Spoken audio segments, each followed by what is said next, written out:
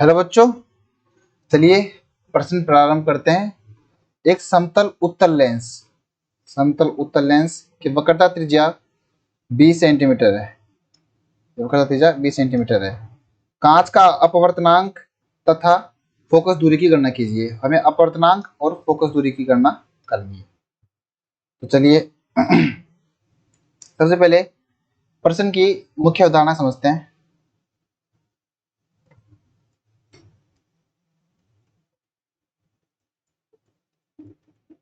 तो जब भी हम किसी समतल उत्तल लेंस को लेते हैं, तो मतलब एक तरफ तो उसका होता है उत्तल लेंस और एक तरफ होता है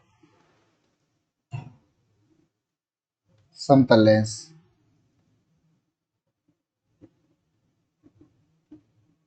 ऐसा कुछ होता है।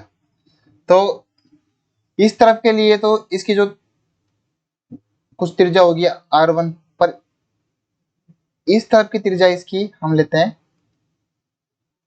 Approximate infinite. ठीक है, अनंत लेते हैं, अनंत पर इसकी त्रिज्या मानते हैं। और जिस तरफ हमारे पास त्रिज्या होगी उधर हम फोकस दूरी को लिख सकते हैं 2 गुणा R। ये एक ज्यामितीय सूत्र होता है, न कि कोई ऑप्टिक्स का सूत्र। तो ये एक ज्यामितीय सूत्र होता है, ये प्रकाशिकी के सूत्र नहीं होता है। तो ये मुख्य अवधारणा थी। और लेंस का सूत्र हम जानते हैं। एक लेंस का सूत्र लिखते हैं हम 1/f बराबर mu minus 1 1/r1 minus 1/r2। ये लेंस सूत्र होता है। तो एक इसे हम इस्तेमाल करने वाले हैं। अब चलिए प्रश्न के हल की तरफ बढ़ते हैं।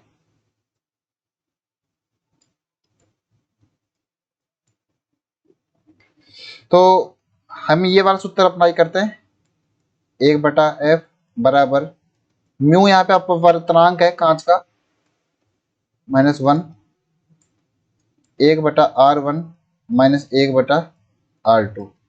जैसे हम जानते हैं R2 का मान अनंत है, तो इसका मान हो जाएगा 0। तो हमारे पास बचेगा 1/f बराबर म्यू -1/r1। तो जैसे कि हम जानते हैं जो ये फोकस दूरी है ये हम लेंगे R1 के लिए, तो f का मान हो जाएगा 2 गुणा R1/2। इसे जब मैं इस समीकरण में रखूंगा, समीकरण नंबर 1 में, मेरे पास आता है 2/R1 बराबर म्यू -1/R1। R1 से R1 कट जाएगा और म्यू का मान यहाँ से 3 निकल के आएगा। और